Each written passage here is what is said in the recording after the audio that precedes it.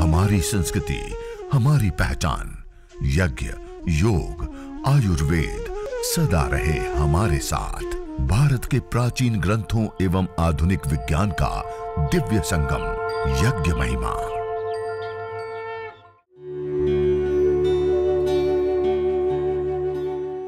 भारतीय संस्कृति में यज्ञ, योग एवं आयुर्वेद जैसी अमूल्य विद्याएं हैं, जिसका मूल है वेद। इतिहास की ओर दृष्टि डालें तो भगवान राम, भगवान कृष्ण से लेकर राजा महाराजाओं, ग्रामवासियों व अरण्यवासी ऋषियों की कुटियों तक नित्य व नैमित्तिक यज्ञों का प्रचलन देखने को मिलता है। ओम आपो ज्योतिरसोमृतं ब्रह्म भूर्भुवस्वरों स्वाहा। ओम या मेधां देवगणा पितरश्च उपासते तया मामद्य मेधयाग्ने मेधाविनं कुरु स्वाहा। ओम विश्वानि देव सवितर्दुरितानि परासुव यद्भद्रं तन्न आसुव स्वाहा। ओम अग्नेनय सुपथाराये अस्मान् विश्वानि देव वयुनानि विद्वान् युयोध्यस्मज्जुराणमेनो भूयिष्ठान्ते नव उक्तिं विधेम स्वाहा। ओम भूर्भुवस्वः तत्सवितुर्वरेण्यं भर्गो देवस्य धीमहि धियो यो नः प्रचोदयात् स्वाहा। ओम भूर्भुवस्वः तत्सवितुर्वरेण्यं भर्गो देवस्य धीमहि धियो यो नः प्रचोदयात् स्वाहा। ओम भूर्भुवस्वः तत्सवितुर्वरेण्यं भर्गो देवस्य धीमहि धियो यो नः प्रचोदयात् स्वाहा। ओम त्र्यंबकं यजामहे सुगंधिं पुष्टिवर्धनम् उर्वारुकमिव बन्धनान् मृत्योर्मुक्षीयमामृतात् स्वाहा। ओम त्र्यंबकं यजामहे सुगंधिं पुष्टिवर्धनम् उर्वारुकमिव बन्धनान् मृत्योर्मुक्षीयमामृतात् स्वाहा। ओम त्र्यंबकं यजामहे सुगंधिं पुष्टिवर्धनम् उर्वारुकमिव बन्धनान् मृत्योर्मुक्षीयमामृतात् स्वाहा। ओम सर्वं वै पूर्णत्वं स्वाहा। ओम सर्वं वै पूर्णत्वं स्वाहा। ओम सर्वं वै पूर्णत्वं स्वाहा। सभी लोग छोड़ देंगे सारी वस्तु को। अब अग्नि के अंदर समिधा, सामग्री या गाय का घी, कोई भी वस्तु की आहुति नहीं देंगे। पूर्णाहुति के बाद कोई भी द्रव्य अग्नि के अंदर नहीं देंगे। सब चीजें छोड़ दीजिए, हाथ को पोंछ लीजिए और दोनों हाथ जोड़ करके सीधे बैठ करके परमपिता परमात्मा को याद करते हुए अग्नि देवता में अग्निर्वै देवानाम मुखम, यह अग्नि जो है वो सभी देवी देवताओं का मुख होता है। और इस यज्ञाग्नि के अंदर जो हम आहुति देते हैं उससे सारी देवी शक्तियां तृप्त होती है, पुष्ट होती है, संतुष्ट होती है, प्रसन्न होती हैं। और देवी शक्तियों को प्रसन्न कर आइए अब हम संपूर्ण विश्व के मंगल की प्रार्थना कामना करते हैं। ओम सर्वे भवन्तु सुखिनः, सर्वे सन्तु निरामयाः, सर्वे भद्राणि पश्यन्तु, मा कश्चित् दुःखभाग् भवेत्। ओम शांति शांति शांति। ओम। इस प्रकार यह देव यज्ञ और चिकित्सा यज्ञ हमने किया। जैसे शुरुआत में हमने 4 आहुति दी, सूर्यो ज्योतिर्ज्योति सूर्य स्वाहा और प्रजापति। प्रातः काल सूर्य और प्रजापति के लिए विशेष आहुति और सायंकाल को अग्नि और प्रजापति के लिए विशेष आहुति देते हैं। इस प्रकार से यह देव यज्ञ संपन्न होता है। इसी प्रकार हमने मेधा की कामना के लिए विशेष मंत्र या मेधाम, समस्त प्रकार के दुरितों को दूर और सद्गुणों को प्राप्त करने के लिए विश्वानी देव सुपथ के लिए अग्नि नय सुप्ता राय उसकी विशेष आहुतियां प्रदान की। इसी प्रकार से हमने गुरु मंत्र, गायत्री मंत्र और महामृत्युंजय मंत्र से 3-3 आहुतियां दी। देव यज्ञ की आहुति देने के बाद हम विशेष रूप से यदि चिकित्सा करते हैं तो जो रोग विशेष की जड़ी बूटियां होती है उसी को लेते हैं, उसी से हवन करते हैं और हवन होने के पश्चात गाय का घी, गुगुल और उसके समान मात्रा में अग्नि के ऊपर, अभी तो ये जो अग्नि प्रदीप्त हो रही है उसको कहते हैं यज्ञाग्नि। क्या कहते हैं? यज्ञाग्नि। इस अग्नि में आहुतियां देते हैं। अब थोड़ी देर में ये अग्नि शांत हो जाएंगी, केवल अंगारे बच जाएंगे, निर्धूम अंगारे, इसको कहते हैं ब्रह्माग्नि। क्या कहते हैं? उस अंगारों को फिर पास में करके और उसके ऊपर जो रोग विशेष की सामग्री, गाय का घी और गुगुल तीनों को समान मात्रा में मिक्स करके अंगारों के ऊपर रखते हैं और उसकी धुनी करते हैं, घर के अंदर परिवार में चारों ओर फैलने देते हैं और उस वायुमंडल के अंदर बैठ करके फिर हम प्राणायाम, योगाभ्यास आदि करते हैं। तो हमने जो गायत्री मंत्र की आहुतियां दी, महामृत्युंजय मंत्र की आहुतियां दी, तो जब हम चिकित्सा यज्ञ करते हैं तो रोग विशेष की सामग्री से रोग की कैसी अवस्था है उसके आधार पे 11 आहुति, 21 आहुति, 51 आहुति, 108 आहुति विशेष प्रदान करते हैं और उस प्रकार जब यज्ञ करते हैं तो इससे हमारे पंच प्राण, पंच प्राण, सप्त धातु ये पोषित होती है। मूलाधार से लेकर के सहस्रार, पंचन, अष्टाचक्र, नवद्वारा, देवानाम पूरी अयोध्या का 8 चक्रों में ऊर्जा शक्ति का संचार कई गुना बढ़ जाता है। हमारे न्यूरोकेमिकल्स बैलेंस में आ जाते हैं कि हवन को करने पर थोड़ी ही देर में यज्ञ करके एक अनुष्ठान की भांति करके तो हमारा ये पूरा तंत्र ही पहले से ही यदि मजबूत रहा, इम्यूनिटी पावर हमारा स्ट्रॉन्ग रहा, पंच प्राण, पंच उपप्राण, सप्त धातु, अष्ट चक्रों की शक्ति, ऊर्जा ऊर्जान्वित रहा तो कभी कोई रोग होगा ही नहीं। और कोई रोग हो गया है तो उसके बाद हम इस प्रकार यज्ञ आदि करके उसको ठीक भी कर सकते हैं। और ये जो यज्ञ क्रिया, अब इसको यज्ञ करने के बाद जब अंगारे होते हैं उसके ऊपर गुगुल आदि विशेष द्रव्यों को डाल करके प्राणायाम करते हैं, योगाभ्यास करते हैं। करिए सब लोग, अनुलोम विलोम प्राणायाम कीजिए, लंबा गहरा श्वास भरिए और लंबा गहरा श्वास छोड़िए। अनुलोम विलोम प्राणायाम, भस्त्रिका प्राणायाम, कपालभाति प्राणायाम, भ्रामरी, उद्गीत, ध्यान, ये मुख्य 7 प्राणायाम होता है। अवश्य हमें अपने जीवन में ऐसे यज्ञ करके वायु को मेडिकेटेड बना दिया और सुगंधित कर दिया। इस मेडिकेटेड और सुगंधित वायु में बैठ करके जब ऐसे योगाभ्यास आपने आधा 1 घंटा कर लिया, जीवन में कोई रोग ही क्या, मानसिक क्लेश या किसी भी प्रकार की कोई बीमारी आएगी ही नहीं, और आ गई तो वो ठीक हो जाती है। और ये यज्ञ तो समस्त प्रकार के अशुभों से मुक्त करने वाला होता है। सारे दृष्ट अदृष्ट अग्नि जब शांत हो जाए और अंगारे बच जाए तो अंगारों के ऐसे नजदीक नजदीक में पास में कर लेते हैं।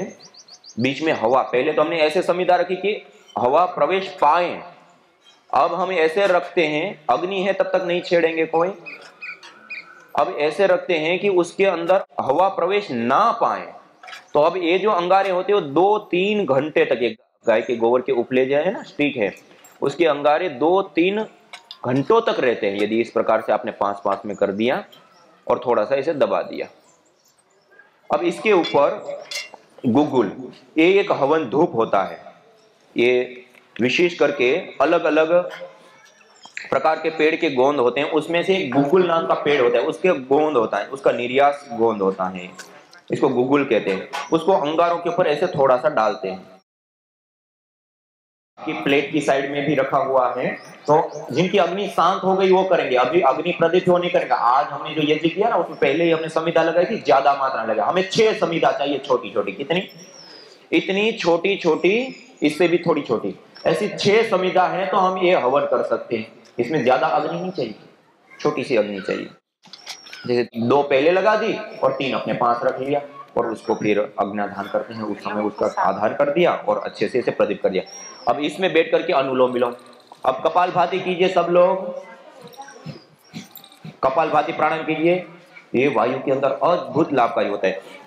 और ये गुगुल के बारे में तो अथर्ववेद में विशेष रूप से बताया, न तम यक्ष्मा अरुंधते नैनम सप्तो अश्नुते यम भेषजस्य बुलबुलो सुरभिर्गंधो अश्नुते। जिसको ये गुगुल की सुरभि सुगंधि प्राप्त होती है, उसको कैसे किसी भी प्रकार का उस जीवन में, उस घर में कोई रोग ताप संताप आ सकता है। और घृत गुलगुलो होमे च सर्वोत्पातादीन मर्दनम का, घी और गुलगुल का हवन करने पर ये जो प्रकृति में उत्पात आते, कभी बाढ़, कभी अतिवृष्टि, कभी अनावृष्टि और अलग अलग प्रकार के, वो रोग भी इस हवन को करने पर ठीक हो जाते हैं। और गुगुल के विषय में कहा, गुगुलम धूप कामार्धम प्रसिद्धम मंगल प्रदम, गुगुल धूप कार्य के लिए प्रसिद्ध है, मंगलदायी है। बाह्याभ्यंतर देहस्य शोधनार्थम प्रकल्पित, शरीर के बाह्य और आभ्यंतर दोनों ही प्रकार के शोधन के लिए कार्य करता है। त्रिदोष का समन करता है, अग्नि प्रदीपक होता है। गुगुल की ध्वनि अपने घर के अंदर हमारे पूर्वज लोग किया करते थे अपने घरों में हर दिन, तो ऐसे थोड़ी सी गुगुल की ध्वनि है। ऐसे ही दिव्यष्टि हवन धूप है, ये दिव्यष्टि हवन धूप भी विशेष करके नैरोग्य के लिए, स्वास्थ्य के लिए, और सर्दी जुकाम बुखार आदि चीजें हो जाती है ना छोटे बच्चों को बड़ों को भी, तो उसके लिए इसको भी थोड़ा सा ऐसे अंगारों के ऊपर हम डाल सकते हैं और उसकी ध्वनि हम करें अपने वायुमंडल के अंदर, घर के अंदर, तो इससे अस्थमा दमा से लेकर श्वास से संबंधित रोग नहीं होते, देव पूजन होता है, वायुमंडल सुगंधित होता है, पॉजिटिविटी बढ़ती है। तो इस प्रकार से ये औषधीय धूम्र, यज्ञीय धूम्र के अंदर रहने पर कोई रोग होता नहीं, हो गया है तो वो भी इस ऐसे हर रोज थोड़ा सा ऐसे हवन किया, 11 21 आहुति देकर के अंगारों को 5 में करके उसके ऊपर गुगुल, गाय का घी और अलग अलग जड़ी बूटियां आदि डाल करके ऐसे धुनी किया। और इस धुनी में सब योगाभ्यास अपने क्लास में हम करते हैं, अपने घर में करते हैं। अब इसमें योगाभ्यास कीजिए, इसमें प्राणायाम कीजिए, इसमें आसन कीजिए, इसमें व्यायाम कीजिए, ये अद्भुत लाभकारी होता है। मैंने बताया ना, ऋण आवेशित अल्कलाइन बनाते हैं बॉडी में, और इसके अंदर परफ्लाल आदि कुछ विशेष कंपोनेंट होते हैं, 100 मनुष्य कार्य होता है। ब्रेन न्यूरोकेमिकल्स को बैलेंस में लाता है, स्ट्रेस तनाव डिप्रेशन को दूर करते हैं। और वो सुगंधित वायुमंडल में जब प्राणायाम करते हैं, योगाभ्यास करते हैं, तो चित्त की वृत्तियां भी एकदम से शांत हो जाती हैं। ये बहुत बड़ी विद्या है और ऐसे हर रोज हमें हवन करना चाहिए। श्रीमद् भगवद गीता में भगवान श्री कृष्ण जी ने कहा, यज्ञ शिष्टा सिना संतो मुच्यन्ते सर्व क्लेशे, जो इस प्रकार यज्ञ करता है वो सभी प्रकार के क्लेशों से, पापों से, दोषों से, दुखों से मुक्त हो जाता है। कितनी बड़ी चीज। और चतुर्थ अध्याय में जाकर के फिर से कहा, यज्ञ शिष्टा अमृत भुजो यान्ति ब्रह्म सनातनम, जो इस प्रकार यज्ञ करने के बाद अन्न को ग्रहण करता है वो सनातन ब्रह्म को प्राप्त कर लेता है यज्ञ करने के बाद। और 18वें अध्याय में जाकर के फिर से कहा, यज्ञ दान तपः कर्म न त्याज्यम कार्यमेव तत्, यज्ञ दान तपश्चैव पावनानि मनीषिणाम, यज्ञ करना, दान करना और तप करना, ये कार्यों को कभी भी नहीं त्यागना चाहिए, वो मनुष्यों को भी पावन करने वाले कर्म होते हैं।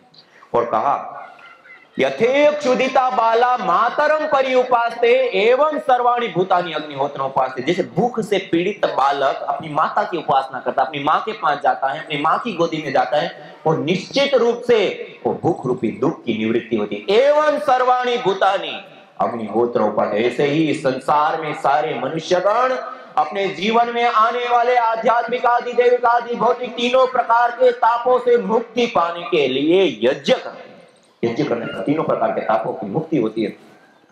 येन सदनुष्ठानेन संपूर्ण विश्वम कल्याणम भवेत्, आध्यात्मिक आदि दैविक आदि भौतिक ताप त्रयोन उन्मूलनम सुकरम स्यात् तद् यज्ञ पदाभिधेयम्, इस यज्ञ को करने पर संपूर्ण विश्व का कल्याण होता है। और आध्यात्मिक आदि दैविक और आदि भौतिक हमारे व्यक्तिगत जीवन में आने वाले दोष दुख पीड़ाएं ताप संताप का उन्मूलन दूर होना, जिससे सरल हो जाए, उसको यज्ञ हवन अग्निहोत्र कहते हैं। तो ऐसे ये यज्ञ करने पर सनातन ब्रह्म की प्राप्ति, त्रिविध दुखों की निवृत्ति पर्यंत सब कुछ, जीवन का मूल उद्देश्य क्या है वही पूर्ति बता दिया। और जब हम नहीं करते हैं ना इस यज्ञ को, तो क्या कहा, यज्ञ शिष्टा सीन संतो मुच्यन्ते सर्व क्लेशे भुंजते तु तदं पापा ये पचन्ति आत्म कारण, जो केवल अपने लिए भोजन पकाते हैं, बिना यजन का जो अन्न ग्रहण करते हैं वो पापी हैं, पाप का भोग कर रहे हैं। इतने कठोर वो पापी कहा और पाप का भोग कर रहे हैं। और यज्ञ शिष्टा अमृत भुजो यान्ति ब्रह्म सनातनम नायम लोको यज्ञ से कुतो अन्य करो सत्तम, जो यज्ञ नहीं करता है उसके लिए तो यह लोक भी सुखकर नहीं होता है, कल्याणकारी नहीं होता है, परलोक की तो बात ही छोड़ दी है। और जो यज्ञ करता है उसका यह लोक भी सुधर जाता है और जन्म जन्मांतर भी उनके सुधर जाते हैं। और मनुस्मृति में महर्षि मनु जी ने कहा, जो व्यक्ति अपने जीवन में यज्ञ नहीं करता है, याग नहीं करता है, वो श्वास लेता हुआ भी श्वास नहीं ले रहा है और जीता हुआ भी मुर्दे के समान है। भूमि भार भूता, ये भूमि के भार के समान है। इतने कठोर शब्दों में कहा। और आचार्य चाणक्य जी ने तो यहां तक कह दिया कि स्वाहा स्वदाकार विवर्जितानि स्मशान तुल्यानि गृहाणि तानि। जिस घर के अंदर यज्ञ याग आदि नहीं होते हैं वो घर स्मशान के तुल्य होते, त्याज्य होते। वहां दुख, दरिद्रता, बीमारियां, अशुभ मानसिक क्लेश, अशुभ संकेत, अलग अलग प्रकार की चीजें रहती और जीवन में कहीं ना कहीं दुखी रहती। और जहां एक और यज्ञ करते सनातन ब्रह्म की प्राप्ति, त्रिविध दुखों की निवृत्ति और क्या क्या विशेष लाभ बताती है। तो इतना छोटा सा यज्ञ होता है। सरल लगा नहीं लगा? बहुत सरल, छोटा सा है नहीं है? हाँ, इतना छोटा सा है, सरल है, कुछ नहीं तो गायत्री मंत्र से आहुति। लेकिन इतना यज्ञ अपने जीवन में जरूर हम धारण करेंगे, करेंगे ना सब लोग? हाँ, तो आज एक संकल्प हम लेकर के जाएंगे, प्रतिदिन अपने घर के अंदर हवन जरूर करेंगे। आपकी आवाज बड़ी धीरे से आ रही है। करेंगे।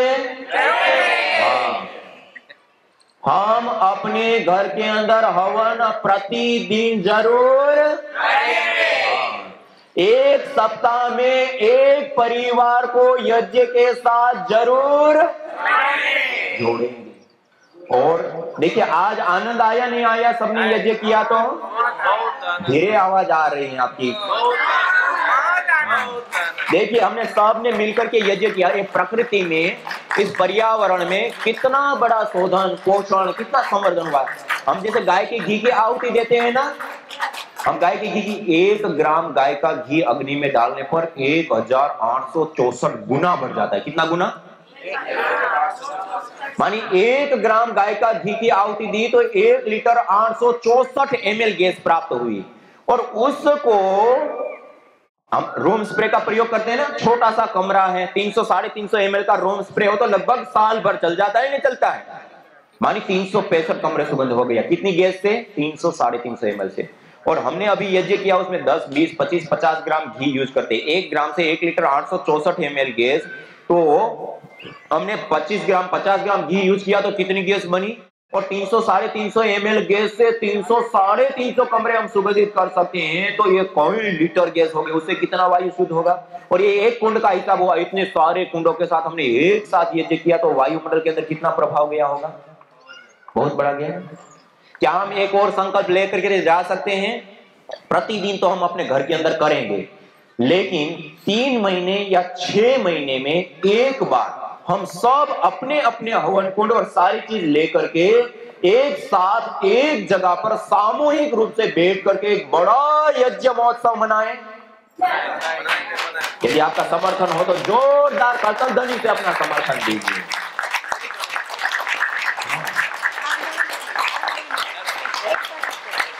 तो आज हम ये 3 संकल्प लेकर के जा रहे हैं। एक, प्रतिदिन अपने घर में हर रोज हवन।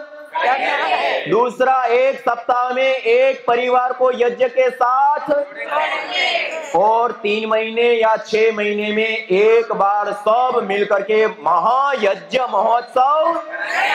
हाँ, तो ये इसी के साथ, और यहाँ पर हमारे आदरणीय माता जी मंजूश्री जी जो विशेष रूप से इन सारे सेवा कार्यों को अहरनिश आगे बढ़ा रहे हैं, एक बार जोरदार करतल ध्वनि के साथ हम उनका स्वागत करें, उनका सत्कार करते हैं। और इसी प्रकार से हमारे सारे बहनागण जो विशेष रूप से महिला पतंजलि योग समिति के साथ जुड़ करके और विशेष सेवाएं दे रहे, योग की सेवा, यज्ञ की सेवा, अलग अलग जो भी राष्ट्र निर्माण के, व्यक्ति निर्माण के कार्य हैं उसमें अहरनिश अपनी सहभागिता भूमिका निभा रहे। और आज भी हम सब यहाँ बैठ करके इतनी बड़ी ऋषियों के द्वारा प्रदत्त इस विरासत को हम जान पाए और यज्ञ जैसी देवीय विद्या को हम अपने हाथ से कर पाए, तो उन सब का संकल्प, तप और पुरुषार्थ है। क्या हमारी भी एक बार जिम्मेदारी बनती है, नहीं बनती? हम भी उनके प्रति अपनी कृतज्ञता ज्ञापित करें। आइए एक बार जोरदार करतल ध्वनि के साथ हम उनके प्रति अपनी कृतज्ञता ज्ञापित करें, हम उनका सत्कार करें। उनके संकल्प के कारण आज हम सब बैठ करके इस एक स्थान पर यह देवीय कर्म को करके महान पुण्य के भागी बने। एक बार जोरदार करतल ध्वनि के साथ उनका हम सत्कार करते हैं, प्रणाम करते हैं, नमन करते हैं। और देखिए, ये विशेष कर्म है करने पर विशेष और अनंत अथाह लाभ होते हैं। इसको विशेष रूप से लोगों तक पहुंचाने के लिए एक जिम्मेदारी पूर्वक भी हमें इस कार्य को आगे बढ़ाना चाहिए, नहीं बढ़ाना चाहिए? अभी हमारे साथ हमारी आदरणीय दीदी जी हमारे साथ हैं। पूरे संकल्प पूर्वक, प्रतिभा दीदी जी पूरे संकल्प पूर्वक इस यज्ञ की सेवा में संपूर्ण विशेष समय दे रही है। जहां पर लोगों को करना है, कराना है, मेंटेन करना है, तो ये विशेष रूप से तो आप में से आप भी सहयोग देंगे हमारा। हाँ, दिन में 1 घंटा, आधा घंटा, सप्ताह में 1 दिन, जितनी हमारे पास अनुकूलता हो, इस राष्ट्र सेवा के उत्थान के और इस विशेष यज्ञ को आगे बढ़ाने वाले कार्यों को भी हम आगे बढ़ाने के लिए अपने समय में से थोड़ा समय जरूर देंगे। हाँ, तो आज आप सब लोगों के बीच में आने का अवसर मिला, यज्ञ करने का अवसर मिला, बहुत ही बड़ा आनंद आया।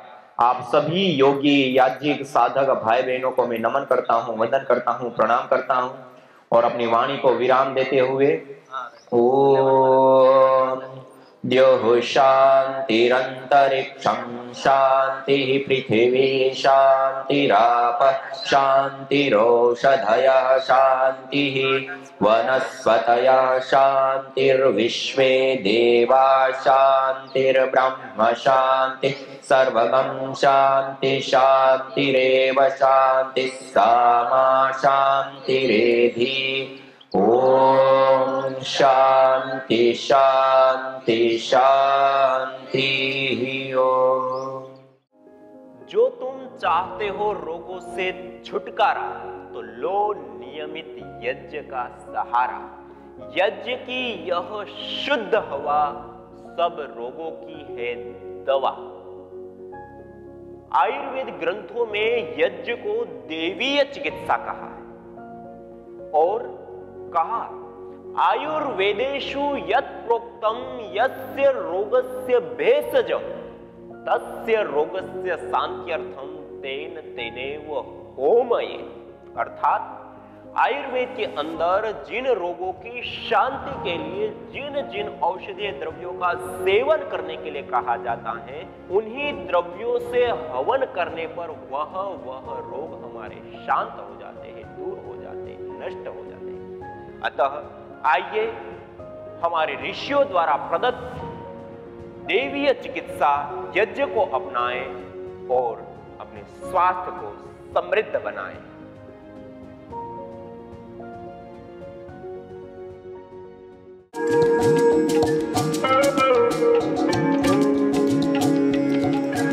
कर्कटेष्टि हवन सामग्री जो विशेष करके हल्दी, कचनार, देसी तुलसी, अपामार्क, लोध पठानी, कचूर, शरपुंखा, गिलोय, नीमपत्र, द्रोणपुष्पी, नीलपत्र आदि विशेष हवन सामग्री से हवन करने पर उत्पन्न धूम्र के अंदर क्लोरोजोटोसिन, ऑलिक एसिड, फोलिक एसिड आदि विशेष कंपोनेंट्स मॉलिक्यूल्स पाए जाते हैं जो विभिन्न प्रकार के कैंसर एवं गांठ आदि रोगों में लाभप्रद होती है।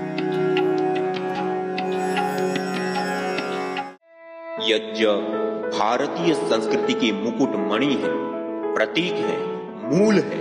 मानव जीवन के हर पहलू के साथ यज्ञ जुड़ा हुआ है, चाहे वह संस्कार, चाहे पूजा पाठ या फिर पर्व से लेकर हर शुभ अशुभ अवसरों में भी यज्ञ करने की सार्वभौमिक, वैज्ञानिक एवं पंथ निरपेक्ष पावनी परंपरा रही है।